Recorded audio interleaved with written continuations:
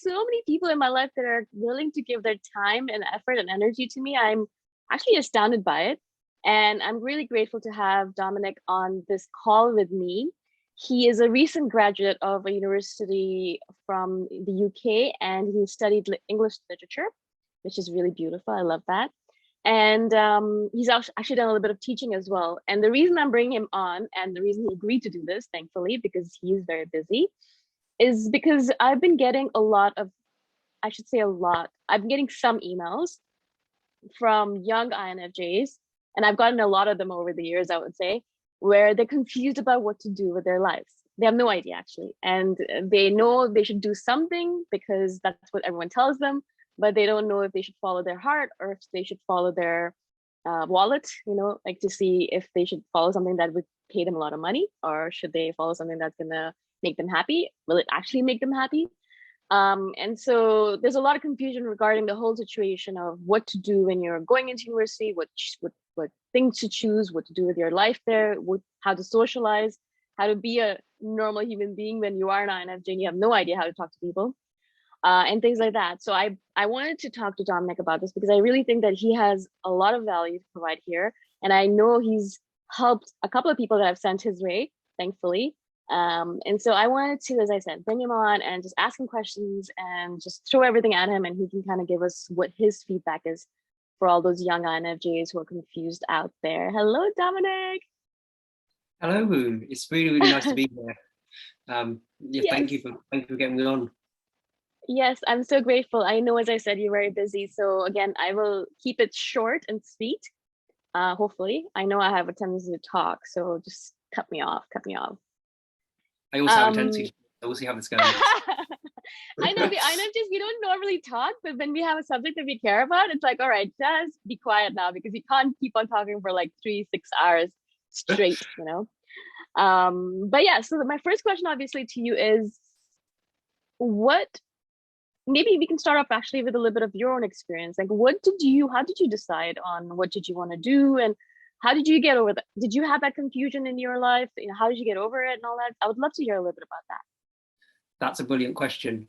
Because I think my case is actually very typical of INFJs more generally. Because I took 7 years to university, which is quite a while. And I originally went to originally went to university straight after finishing A levels, so sort of school, very normal path. But then I was doing maths at that time. I got about halfway through my year and decided maths wasn't for me. What I really loved was writing. I didn't have an English A level, so then I had to go back, get the English A level. Then I came back to do English, and then I decided that I wanted to be a monk, a Buddhist monk. So then I spent 2 years wanting to be a Buddhist monk, and I sort of neglected my studies. I was still studying, but I wasn't giving them proper attention. And then eventually I decided I actually didn't want to be a monk. I did actually want to be a creative writer after all, and did actually want to. So I went 2 years without writing. Then I came back to writing. Now I've decided, actually, no, I do want to be a creative writer. And so I spent my third year, I finally got around to my third year. When I finally did my third year, decided that's what I really wanted to do, English literature. But it really took me a while to discover what I wanted to do, what I loved. And I think you can have so many interests in INFJ. And that was for me, I had so many interests, and it took me a long time to decide, no, this one interest is the one I want to prioritize above the others. Right. Yeah, that's brilliant. And actually, that's one point that you bring up over and over again when I speak to you about young INFJs or INFJs in general, is that we have a lot of interests. And, we're like, all right, for me, I actually, did a little bit of like manga drawing at one point. And I was like, do I want to become a manga, artist? Of course not, because I love reading them, but I'm not really like the person who's going to be good at drawing them, at least not right now. And so it's kind of funny because we get attracted to all these interesting things that we do, and we're like, oh, I want to do this. I think I'd be great at it, or I would love to do it, and maybe I'm going to become awesome at it if I just practice, and then we lose interest, and then we go to something else. So that's something that you probably notice as well for yourself or in other INFJs. Yeah, absolutely. I was talking to one of my other INFJ university friends the other day, ahead of this call. I thought, shoot, that would be brilliant to get two INFJ's opinion on this one topic.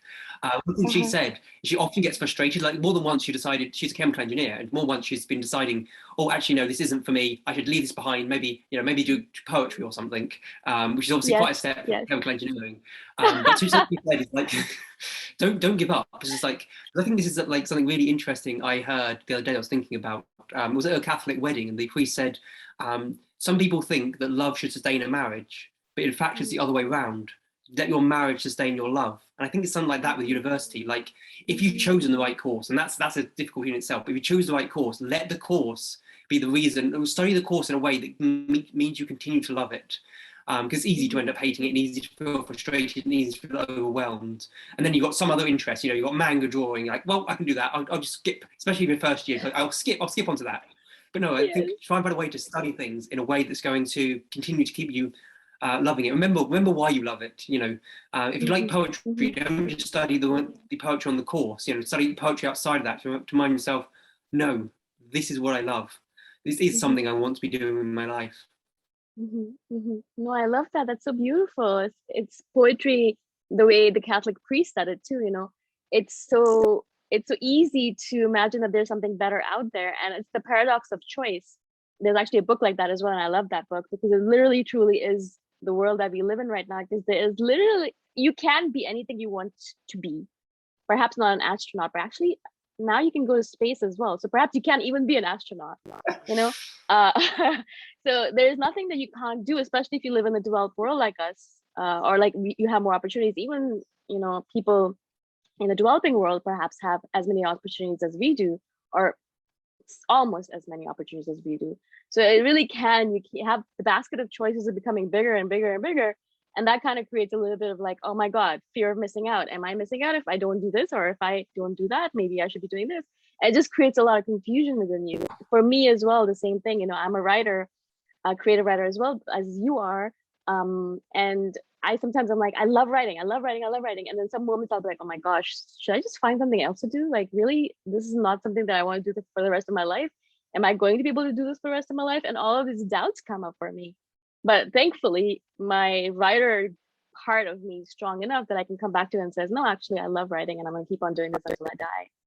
So yeah, I totally resonate with what you're saying. Do you have any other things that you kind of would tell people who are, in this state of confusion? I think what's really, really interesting. So when I decided not to do maths anymore, so I'd been, that's 2 years of A level. I did further maths, physics. It wasn't no humanities. So that's pretty much blocked off my humanities road. It wasn't easy. I had to sacrifice a lot to get there. So it was a big choice. So then obviously you could ask, well, why would I possibly choose that? And I think because when I was doing maths, I liked it because I was good at it. I think it's easy to like things that you're good at, but that doesn't mean you love them. Because I realized what I was doing is I was spending my time writing. I was spending my time reading things like Gulliver's Travels and other like novels. I was beginning to collect books, old like classic fiction.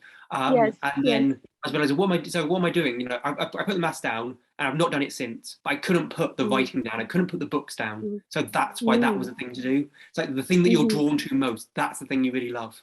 I think that can really help answer some of your questions. Yes, no, that's really, really powerful. And unfortunately, the question that comes for me is that what if what you're drawn to is something that's not going to make you money? Or if that's an idea that, that is perpetuated. Oh, what if it doesn't make me money? And I'm like destitute and bankrupt or living on the streets because I chose, I don't know, whatever you chose. Yeah. So what would you say to those people? Well, that's a really, really good question. I would say that it's actually perhaps, I would say do some research into things like transferable skills and so forth. Because you might find out that if you do the course you love, it's not actually, for example, I did English literature, which some people say, well, is there anything you could do with that? Actually, a lot of employers like that because it's very, very versatile. That can be anything from freelance, which is what I'm sort of interested in, to actually, going in editorial work, journalism, but also just there's lots of companies that just need people to be able to write well. To be able to write well is a skill that most people need. If it's art history or something like that, I can understand why people are more nervous, but so I can't answer that question for people who want to do things like art history, but I would say just do some research, see and do look on like freelance, what freelance is available once you've done this. Yes, and I would definitely add to it that in fact, a lot of employers, like you said, are looking for people with fine arts degrees. And in fact, a lot of business schools and a lot of business like corporations are looking for people with fine arts degrees because they're able to think outside the box. They think in ways that perhaps a person who's an engineer might not think in the similar manner, or a person who gets a business degree perhaps might not be able to think in the similar manner. So there is a lot of opportunity out there. The only problem is that we kind of put ourselves into these little boxes and say, okay, so I've studied English literature. That means I need to become an English literature professor. And that's the only path for me. And I can only do this, and there's nothing else for me. And then we kind of like shut ourselves off from all the different possibilities out there. And we just don't even pay attention to it. The universe is poking our back and says, hey, there's that opportunity there. And we're like, but no, I said I'm going to be an English literature professor. And I only am going to do that. And like, that's the whole thing about INFJs, like you kind of get a little bit narrow-minded about our path, and we shouldn't be doing that. No, that's really interesting, because I was just actually, there's something the other day I sort of was helping out, and she was originally in finance, doing really, really well in finance, and she's now going to do a master's degree in creative writing. Oh, and now she really wants to do creative writing, and it really made me think, because I was able to help her out, and it made me think, well, I can't do finance at all. But there's somebody else in the world who can do that finance, but yet still would want the abilities that I now have. Well, that's quite a special thing to think, to realize that there are people out there who actually really, really want what you will develop if you choose the path that you love, because they will choose that maybe after doing something they didn't love and making the money. So, it is something to consider. Yes, absolutely. And I do want to add that, it took me 15 years to get to where I am right now, where I'm doing exactly what I love to do. Now, of course, my path is a lot longer, and I took a lot of detours. I don't recommend that for sure. But like, I do want to say that, don't be so like short term in your thinking. Don't believe that you have to figure out the path right away. If you don't, then you're just going to be destitute and everything's going to suck for the rest of your life. No, in fact, actually, you can switch careers. People change their careers 7 times or 9 times in their lifetimes, apparently. That's the stat I've seen last. And so, you can start off doing something that perhaps you think that you want to do. And then if that doesn't work out, you can always switch over to something else. And there's no one that's saying, hey, you need to do one thing for the rest of your life, and that's the only thing you can do, and that's it, Absolutely. And, it's to bring it down to the employer's level, if people are sort of really interested in that particular aspect. Like, the employers now often look for strength-based employment. So you often look at your strengths. So you say, these are my strengths, and these will be developed by whatever degree you take. You say, these are my strengths, and then careers advisors will help you find a career that suits your strengths. Because actually, because even as far back as I know, my dad, I think, wanted originally to be an engineer, or sort of a mechanic, fixing cars, a mechanic, and they actually didn't let him in because they said, actually, you're almost too clever for this job, because actually, your skill set, you'll get bored with this job. So if you have skills that go beyond a certain job that you might think you want, they say, actually, no, you're going to get bored. We know from experience. So I thought that was a really interesting idea. I love that. That's so brilliant. I love that. Actually, I'm reading The Giver right now by Lois Lowry, and in that, it's like a dystopian novel where they kind of separate the population according to what they think they're going to be suited to. So there's some people who are just nurturers and they love taking care of kids, and they're put into that category. And it's kind of funny because when I was listening to it, I'm like, this actually sounds pretty good. Like, it doesn't seem dystopian to me. I'm still in the beginning of the novel, but I'm like, it's pretty good, because like I feel like people should be kind of directed into certain occupations based on what their skill sets are and what their inclinations are. Whereas what happens in our society, or at least in the Indian culture that I'm from, is that there's only 3 professions you should go into: engineering, law, and doctor, or medicine, and that's it. And there's no other possibility out there. Even though you draw beautifully, you can't go and become an artist. You have to become a doctor or an engineer. If you're a man, become an engineer. If you're a woman, then become a doctor. And if you're like either, you can become a lawyer, and like just that's it, so it really makes me happy when I see people saying, okay, so these are your inclinations, this is what you'd be good at. And for me, whenever I would do any test from the beginning of my life, I got the same answer every single time. I don't know about you, Dominic, but for me it was the same thing over and over again. They said I should be a motivational speaker or some kind of speaker, and I should be in the creative field, like marketing or writing or something creative. And it always came back like that. And it was really fascinating to me that I've kind of ended up in these situations, in these 2 kind of careers, but in my own weird way that I've kind of sculpted it. Yeah. Yeah, no, I absolutely agree. And it's like the INFJ thing. Like, if you're going to put INFJ somewhere, you probably wouldn't put them in like a really boring routine desk job, because they will just lose their mind if they have to do that. Yeah, and you have to love. And the thing is, actually, this is something that lecturers and monks both told me. Like, you have to love what you do. You will not survive here, in a sense. You'll Yes. not stay here if you don't love what you do. There's something about that. You might say, well, I should do maths because I'll make more money doing that. Or I should do business. Yeah. Well, if you hate it, you won't put much effort into it, and so you won't get a good grade. Probably won't get a good grade. Maybe some people can, but you might not get a good grade if you don't love the money. See, some people do business. I think they love the idea of the money they're going to get, and that's what sustains them. But INFJs, some of us want money, but most of us, I think, don't have that same love of money. We have love of creativity and ideas more strongly, and so those things are tending to pull us away. So we're not going to be motivated by the money we get from the business. We're not motivated by the course. So what is motivating us to actually get that really good grade? We feel like we should do it, but we can't just do things because we feel like we should. We have to have something really drawing us in, I think. Yes, absolutely. And the problem is that you might be like, all right, well, I can kind of do the things I love on my part-time basis, or like when I'm free on my weekends, and I'll just do something that I don't like that much, but I make a lot of money from. The problem with the INFJ, as you said, is that we will just not care. And soon thereafter, you'll get fired from that job, because it happens to me all the time. Like I was in many jobs that I did not like, and I didn't necessarily get fired from all of them, but a lot of times the person would be like, do you actually really want to be here? And I was like, I actually don't.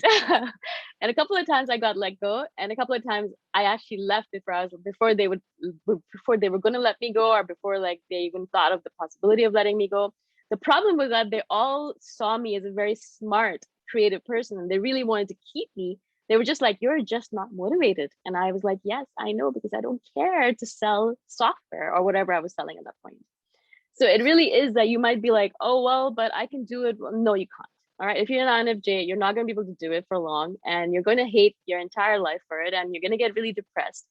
And I would rather be an INFJ that makes a little bit less money but loves what she does, than be an INFJ that makes a lot of money and hates absolutely everything and everyone, because that's just not the kind of INFJ or the kind of person I want to be on this planet. What do you say? Yeah, no, I absolutely agree. Yeah. Because it's not just because it does really get into your mental health. I think that can really eat away at you, and I think because there's that thing of lots of people want to be happy or they want to be rich, but I think trying to find meaning in life, that could be, obviously you need to take care of the basics. You can't just, most people don't want to be homeless. That I think is actually quite a reasonable thing not to want to be.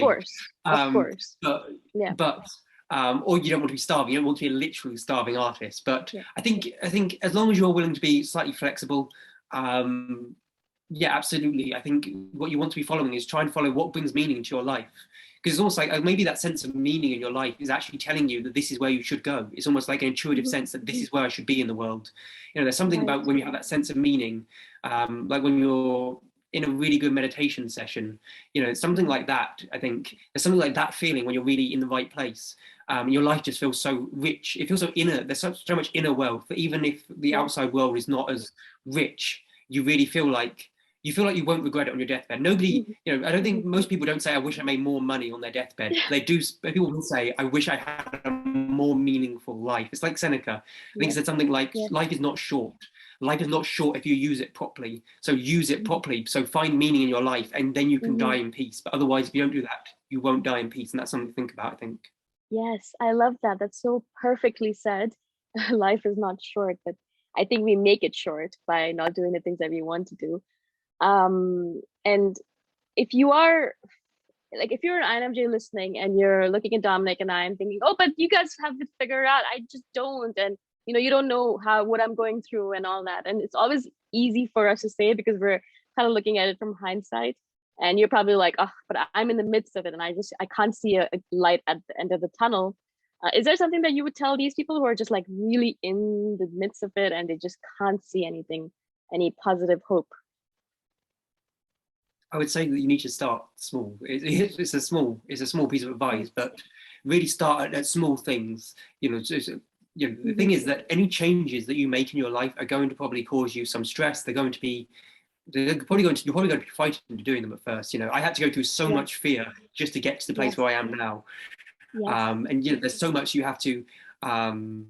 It's sort of like there's this thing in Dante's Divine Comedy when he's going from purgatory to heaven, and he has to leave his guide behind so he has to go alone, and he has to go through fire and literally let his body be burned up. I think there's something about that, like to get to heaven, you have to go through the fire, right? There's something about that I think is really powerful. And I think that's really true. So I know that's not necessarily very encouraging to tell somebody to walk through fire to get to where they want to be, but I think, you know, take the small steps and don't avoid things. I think that's another thing about INFJs. We like avoiding things. So consider the possibilities. Consider what will happen if you don't act. Don't just think about what will happen if you do act, because you can think, if I keep on, if I do all those actions, think about all the stress I'll go through. But think about all the stress you'll go through if you don't do that. You know, you say, well, I don't want to go through that fire, but if you don't go through the fire, you're still in purgatory, right? Like if you don't go through, you know, the divine comedy, you don't want to be in purgatory for the rest of your life and, you know, doing all that suffering. You want to get to heaven, which means you have to think, actually, in the long term, is it worse to be where I am today? Is it worse to be here than it is to be where I want to go? And, you know, really weigh up, you know, what sort of hell could I make for myself in the next 5 years if I don't change? And what sort of heaven could I make for myself in the next 5 years if I do sort of take my virtues and take my strengths and really try to make something of them? Wow, that's so powerful. Oh my God, I should just snip this part out and put it everywhere. This is really well said. I really loved how you used purgatory and heaven to kind of create this analogy. That's really well done, really well done. I really love that. Yeah, I just really think that it is about suffering in the present moment so your future self doesn't have to suffer. And everything is about that. You know, you don't eat the chocolate cake right now, so your future self is skinny, or not skinny, but like fit. Or, you know, you do the exercise today, a little bit of suffering right now, but then you're fit later and you're healthy. Or like, oh, so many different ways. Like you save money right now and you don't buy that purse that you want or whatever it might be. But then you have that money for the future and you can be free and retire faster or whatever it might be. So a lot of things are about suffering right now a little bit, going through that fire of hell, not so much hell, but like some bits and pieces of it. And then eventually being like, all right, yeah, no, actually I had to go through that. And then you'll be like us looking back at it in hindsight and saying, oh my God, that's exactly what I had to do. And my life meant exactly how it's supposed to be to get me to this point right now. And, you know, it's so perfectly laid out because the universe is so perfect. Yeah, I really like that. I'm really grateful you said that. Anything else to add on that? Well, I will say that I don't regret not becoming a mathematician, and I don't regret not becoming a monk. Yes. Those are things I thought I wanted at one point in my life, but I don't regret them. Yes. But I turned my back on them. I did it, and I don't regret that at all. Even though, you know, I had to make sacrifices. You know, going back to A level once you've been to university, of course I didn't want to do that. Like, Yes. and you know, I had no friends at A level. You know, when I went back to that A level, you know, I was on my own then. Yes. But you know, that was worth it in the end. I don't look back and think I regret that. I look back now and think that was how my life began to get to a point where I felt like it had meaning, where I felt like I'm glad to wake up in the morning. Right? That's not a small thing. No, oh my God, that's so brilliant because every morning you wake up with this anticipation and this joy and gratitude. And you're like, oh my God, I can't wait to get up in the morning so I can do all the different things that I get to do because I'm so lucky and I'm so alive. And you feel so thankful for every breath. And like, it was my birthday a couple of days ago.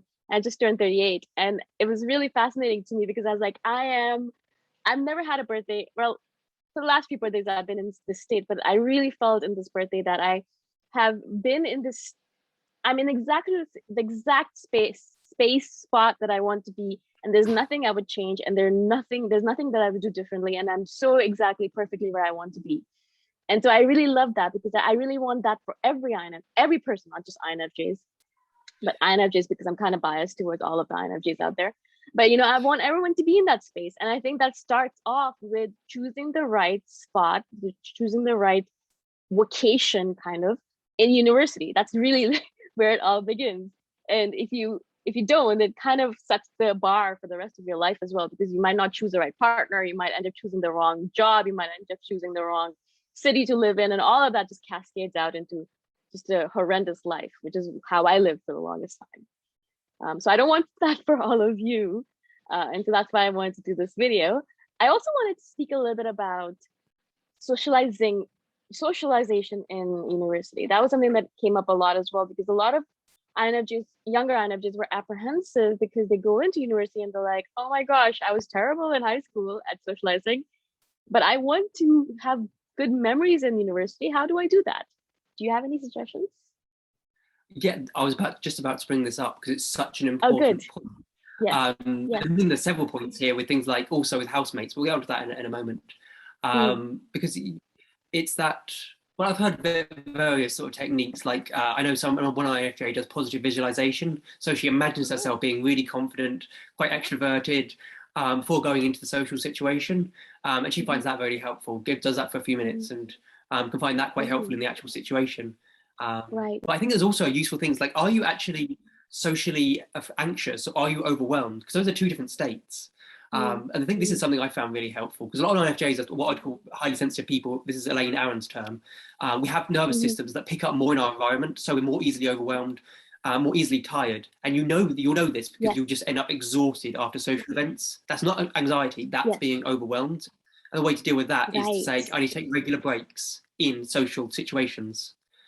But if you are socially anxious, if you are actually just scared, like you just find yourself, fidgeting, swallowing, your voice breaks whenever you're talking in a social situation, if you have, or your heart rate's really increasing, being overwhelmed can also increase your heart rate. But, I think when you're anxious, you know that, how terrified you can be and how much you don't want to do it, and you might avoid it again, do the INFJ's avoidance thing. Well, it's really interesting how they actually sort of treat this in sort of CBT terms. It's like, okay, so you're afraid of people.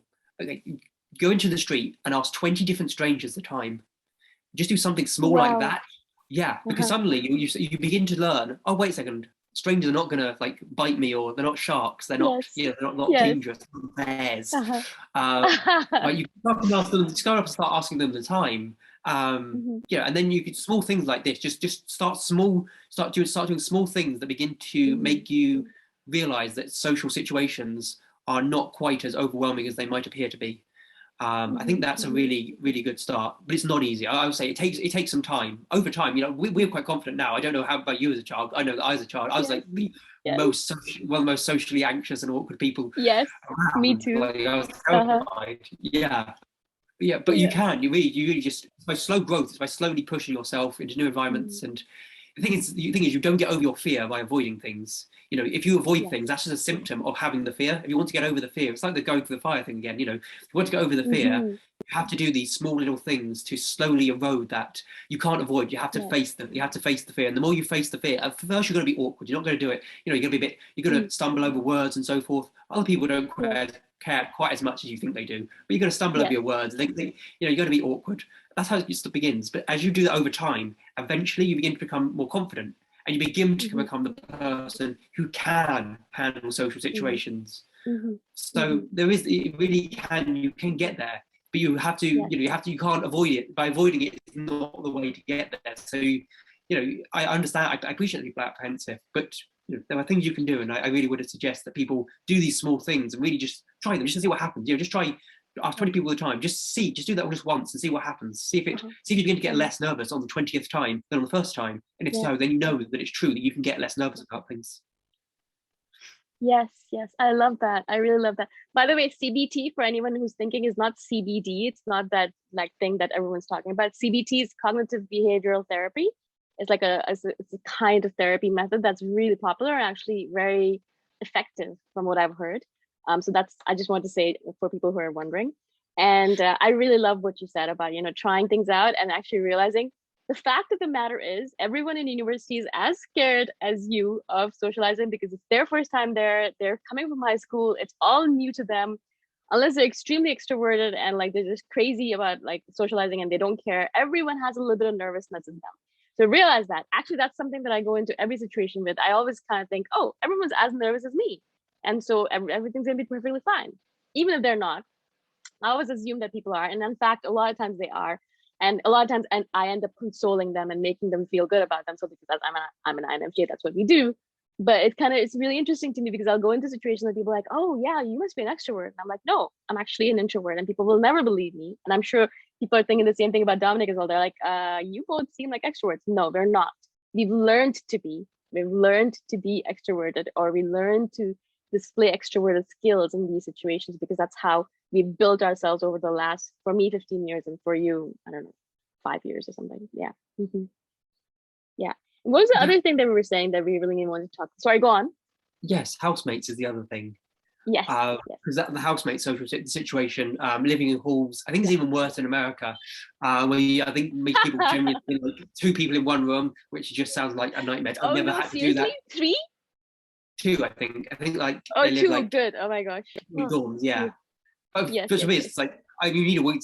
For me, at least, you need at least one space to be alone in the world. If that's not your room, yes, then you need to find somewhere where you can go and be alone, once a of day. Otherwise, you'll course. just lose your sense of who you are. I lose my sense of who I am. I don't know if other people, Yes, but I get so overwhelmed yes. if I have no time alone. It's like I can't even. I don't know exactly what it is, but it's that feeling. I don't quite know who I am. It's like I feel so Hmm, overwhelmed. It's like hmm. I'm Yes, not sure who I am.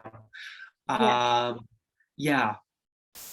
So that's one thing, you find some time. You need to find your own time and your own space Mhm. and make time for that in the day.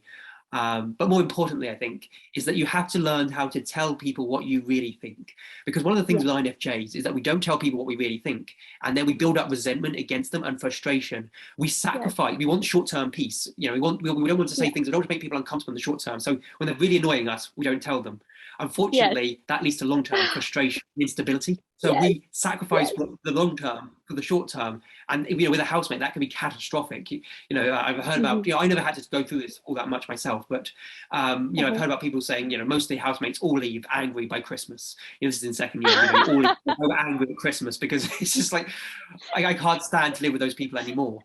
And your Yes. INFJs think it could be even worse because we just don't tell people when they're annoying us until Hmm. we get so stressed, and then suddenly out of nowhere, it's like, you haven't told me about any of these things. But Yes. suddenly, I find somebody listing off, well, look at all these things that you did, and how Hmm. inconsiderate you were. It's like, how can I be Hmm. inconsiderate? I didn't know that any of those things were problems for you because you never told me, even though I've Yes. obviously been annoying you for like 3 weeks now. Yes, And it, exactly. Wow. yeah, and so how can you, again, it's that avoidance thing. It's like, okay, Uh-huh. for short-term people, actually don't just think, well, if I don't talk about this, it'll get better in the future. No, time Hmm. will not just heal this on its own accord, probably. Think about how bad things could get if you don't confront it. Because it's like Hmm. debt, if you just try and ignore it, it gets worse, it doesn't get better. Yes. It's the same thing as Yes. a sort of debt that builds up when you just don't confront problems in a Uh-huh. household, flat share and things like that. If you don't confront that problem, and I guess with friendships as well, potentially, if you don't confront the problems that are there, they can really Hmm. spiral out, and then suddenly you end Yes. up in a much worse situation than you had to be in, and a much more comfortable situation um, than you had to be in because you wanted that short-term comfort of not saying what you really thought. Yes, yes, you're brilliant. Yes, this is exactly true. And I love how you phrase it. And I think I'm going to actually steal that phrase to say short-term peace versus long-term suffering or whatever you said. That was brilliant. I really love that because I think that we do that a lot.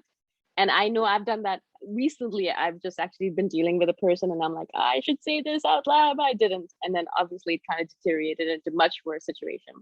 So if you're going to have housemates or roommates, as they call it in, or dorm mates, as they call it in America, then because that's the first time I've heard housemates, and I was like, oh, that's a British way of saying it. So if you're gonna have roommates or dorm mates, then you're probably going to want to follow Dominic's advice and say, okay, tell them exactly how you feel. Don't worry about it. They're not going to hate you for it, or they're not going to go berserk on you, or they're not going to be like, oh my God, this person told me this one little thing. Now I'm never going to talk to them again. We make up all these stories in our head saying that, oh, we're not allowed to say what's in our mind. We are, we're allowed to say what we want, and they're allowed to say what they want. And then it's a conversation. It's not the end of the world. It doesn't mean that you're going to completely deteriorate that relationship. It's just conversation. It's communication. It's called being a human being on this planet. And so, try it out and see how it does not deteriorate anything. In fact, actually, it brings you closer to that person because the vulnerability that you show allows them to show them vulnerability as well. And you kind of build a relationship that goes deeper. The trust goes deeper, the relationship goes deeper, and you actually become closer because of it. So really try. I know, and I'm saying it from a place where I have a hard time doing it too. So I'm really trying myself as well, and that's why I live by myself because I can't do roommates.